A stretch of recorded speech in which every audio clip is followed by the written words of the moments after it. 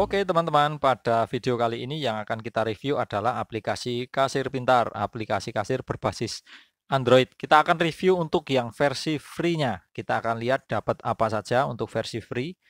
Langsung kita buka saja teman-teman. Dimulai dari awal. Oke. Nah ini kita harus login dulu. Kalau teman-teman belum punya akun, teman-teman bisa membuat akun dulu. Kalau saya sudah mendaftar dulu tadi. Jadi langsung masuk saja. Nah, ini untuk loginnya menggunakan email dan password. Saya menggunakan email saya.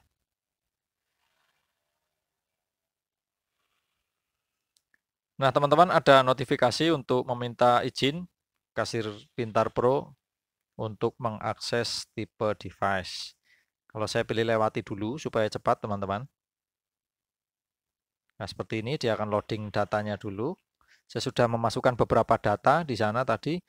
Nah, untuk tab awal yang tampil adalah tab manajemen, teman-teman. Di bawahnya ada tulisan barang atau jasa. Nah, barang atau jasa ini adalah tempat kita memasukkan barang-barang dagangan kita. Datanya ada di sini. Nah, nanti untuk cara input datanya saya akan jelaskan di video terpisah. Nanti saya akan bikinkan video spesial untuk itu supaya lebih mudah dipahami dan supaya lebih detail. Nanti saya akan bikin video untuk entry data dan juga transaksi, teman-teman. Kita akan coba menggunakannya untuk bertransaksi seperti apa. Nah, ini adalah tab barang. Istilahnya ini adalah master datanya, teman-teman. Kita masukkan semua data di sini, data barang-barang di sini. Kemudian di bawahnya adalah kategori barang. Ini untuk mengelompokkan ya, misalnya kayak tadi Pepsodent, Dettol, kemudian Kodomo itu masuknya kategori apa? Misalnya masuknya kategori deterjen, sabun, dan sampo misalnya. Kemudian nanti kalau ada kuaci, ada kacang, itu masuknya kategori snack untuk mengumpulkan seperti itu supaya tidak tercampur, teman-teman. Nah, kemudian di bawahnya ada manajemen stok.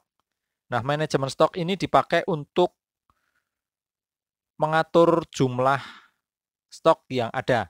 Jadi kalau nanti ada perbedaan atau ada kesalahan input ketika kita menginput data, misal Dettol cair di situ tertulis 4 ya, padahal barangnya ada 5. Nah, itu kan tidak sama ya antara barang fisik dengan yang ada di dalam aplikasi. Kita bisa sesuaikan di tab manajemen stok ini. Kita bisa klik barangnya di sini, Dettol cairnya kita klik. Nah, kemudian kita bisa ganti stoknya di situ. Bisa kita edit, bisa kita tambah dan kita kurangi, teman-teman. Kemudian kita kembali dulu. Nah, itu tadi manajemen stok. Kemudian di bawahnya adalah tab pelanggan. Nah, pelanggan ini di sini kita memasukkan data-data pelanggan seperti nama, nomor HP, dan sebagainya. Saya lewati dulu. Kita coba tambah supaya teman-teman bisa melihat tampilannya. Nah, di sini kita bisa mencatat siapa saja konsumen kita kalau kita merasa perlu. Ada nama, email, kemudian nomor telepon, alamat. Nah, untuk versi Pro ada poin dan kode pelanggan. Tapi untuk di versi free ini tidak bisa dipakai, teman-teman. Kita kembali lagi. Nah, di bawah pelanggan ada kasbon. Nah, ini barangkali ada pelanggan atau konsumen yang bayarnya kurang atau belum membayar, nggak bawa duit, lupa. Nah, ini kita bisa catat di kasbon ini. Jadi dia sudah lunas atau belum, transaksinya berapa bisa terlihat dari sini, teman-teman. Nah, kemudian untuk yang di bawahnya ini, pembelian barang, diskon biaya, pajak, dan sebagainya sampai marketing, ini tidak bisa diakses untuk yang versi free, teman-teman. Jadi hanya bisa diakses oleh yang versi Pro.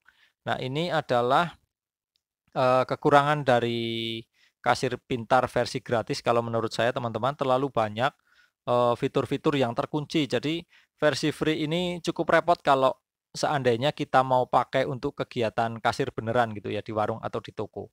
Karena terutama untuk yang tab pembelian barang ini, teman-teman. Nah, ini kalau tidak bisa diakses, kalau kita belanja barang, kita harus input data ke aplikasi, biasanya kan lewat tab pembelian. Tapi kalau ini dikunci, kita harus manual menambahkan stok di manajemen stok tadi, teman-teman. Oke ya, ini masih terkunci.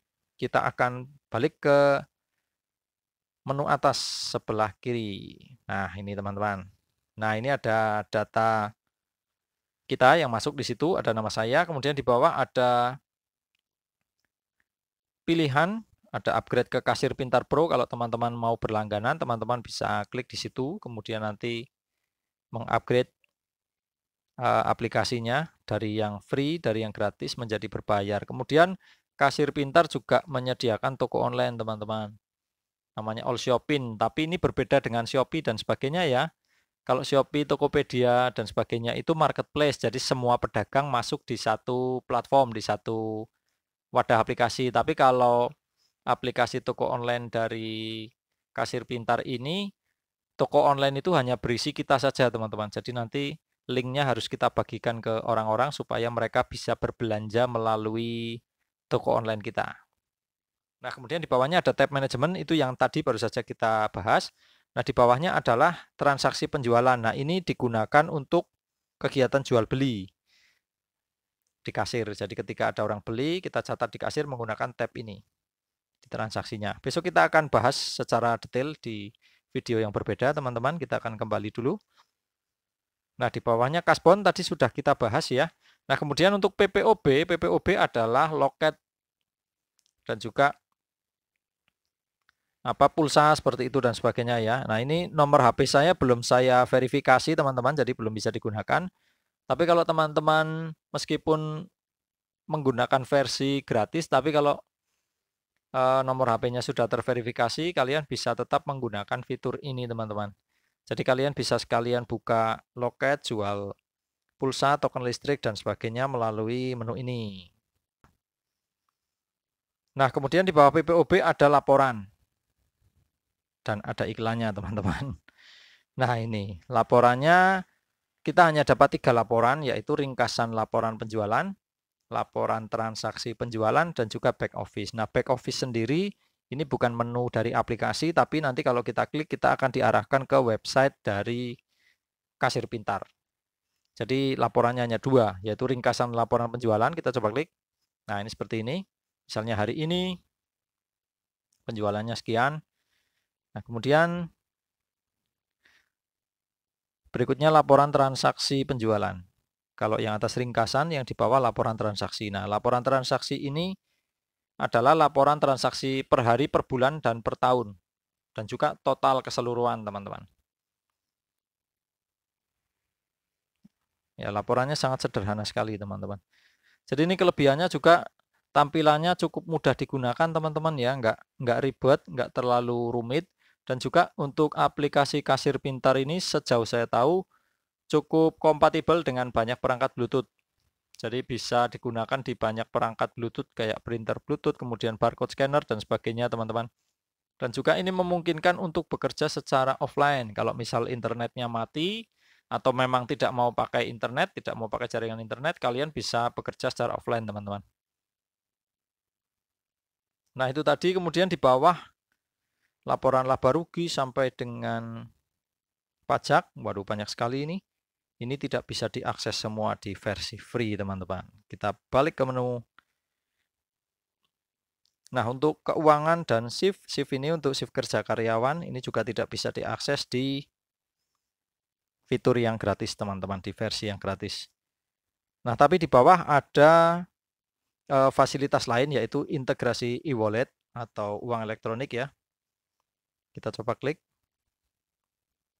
Nah, ini ada banyak sekali metode pembayaran untuk uang-uang elektronik. Ada OVO, ada cash, ada GoPay, Dana, Link Aja, dan sebagainya. Nah, ini banyak yang terkunci, ini hanya untuk versi Pro sepertinya, teman-teman. Nah, tetapi untuk krisnya bisa kita nyalakan, teman-teman. Nah, ini dia.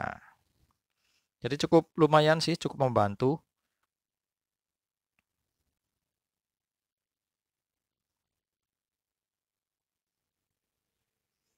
Iya. Oke. Nah, kita lihat lagi di sini.